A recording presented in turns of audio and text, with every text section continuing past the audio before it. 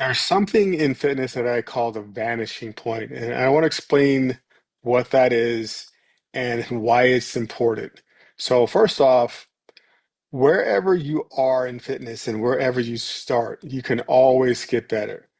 Whether you're really young and start out right away, whether you're in your prime and really push it, as hard as possible, or whether you've been never been fit in your life or healthy in your life and you start it at a later age, you can still improve, you can still get things from it that are wonderful and make great progress. But there is a certain point that I call a vanishing point in that if you go long enough without being fit or healthy and your health starts to deteriorate and your fitness level deteriorates, then your options for getting fit start to decrease, start to vanish. You can't do as many things to get fit as you could if you're healthier or more capable or physically able or younger or health or had more energy or whatever it happens to be.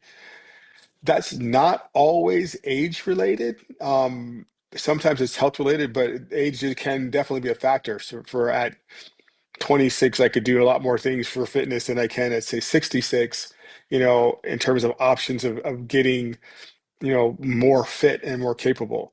Or if you have some kind of injury or something. And I think the reason I can relate to this very easily, and I was talking to my buddy Vincenzo yesterday, and the same thing is if you're an athlete, you're you can get used to being fit and be fit one day, but then incur some type of injury and then not be able to do much the very next day. You can go from being, I could go from dunking a basketball one day to 2 days later barely being able to get across the room because I tweaked an ankle or pulled a hamstring or whatever it is. And Enzo was the same way. He was an MMA fighter, so he could go from dominating, anyone and doing all kinds of things to like, have a back problem or a shoulder problem or something like that, and being dysfunctional almost. And so I think that's what made us be effective trainers and really good at what we do because we can understand what other people might be going through when they couldn't do certain things. And whether it came over time, whether it came from an illness, whether it came from something that maybe they never had that before, we could still relate because we've been there before. We've had that contrast of being able to do certain things and then not being able to do what we wanted to do to be fit.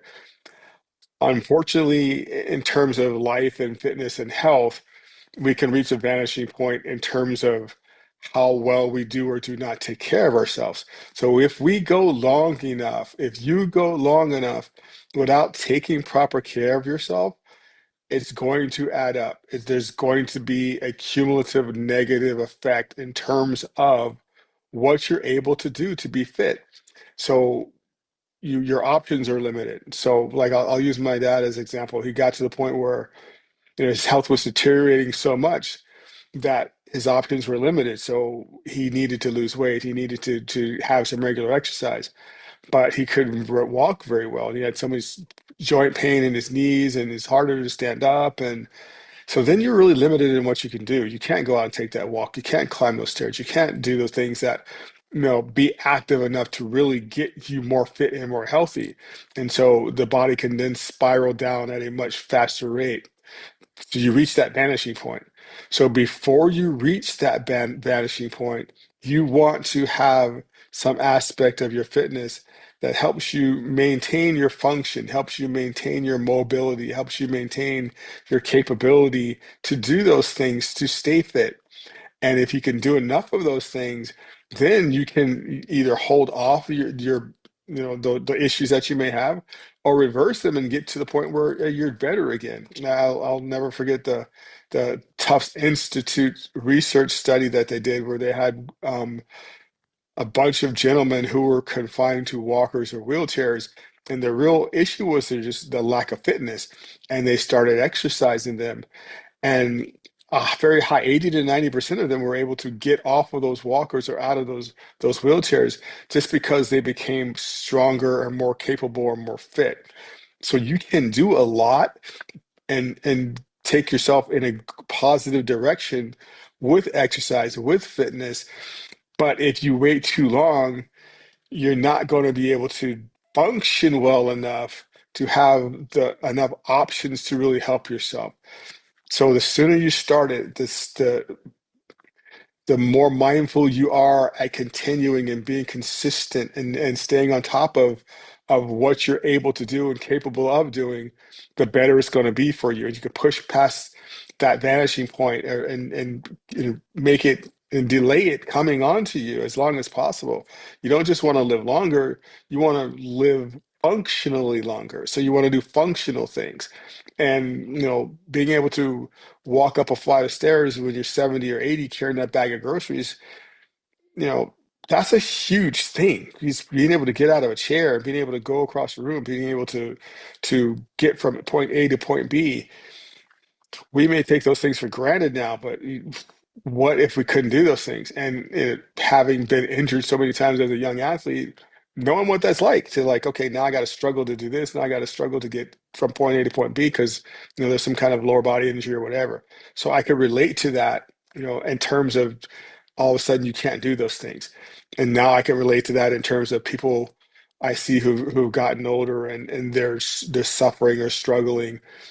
And fitness can always help, but you can reach that vanishing point of it's harder. So be mindful of that and understand that's one of the reasons why it's important to maintain your fitness and to do the most you can to be fit. That's one reason why the MR program, the metabolic reset program, has been so powerful. And I'll put a video here about the MR program from Life Plus, which is a company that I'm partnered with. What it does is it can really push back that vanishing point for a lot of people because it's a nutritional regimen of really eating in a certain way and using some high quality nutritional supplements that helps detox the body, helps greatly with inflammation, helps greatly with joint pain, helps greatly with weight management. And you can take someone that has a lot of issues and reverse a lot of that relatively quickly and push back on that vanishing point. And now more doors of opportunity open in terms of what you can do from an exercise and fitness standpoint, because now you have the energy. Now you're more mobile. Now you're lighter. Now you don't have the inflammation. Now you don't have the same joint pains and aches and pains that you had before. That's huge. And so the nutrition that you have can definitely affect that vanishing point. How active you are will definitely affect that vanishing point. So your fitness level will definitely affect, how and when and how hard that vanishing point hits you. So understand what that is. Understand that you don't want to get to the point of not being able to do the things to keep yourself fit. That's what I call a vanishing point. So I want you to be aware of that. I want you to understand that you can largely control that. And as I've gotten older and my training has shifted, I'm always mindful of just being functional and being mobile and being capable and maintaining my ability to do the things that I like to do the things that are going to benefit me. And I would strongly suggest that you always think that way as well.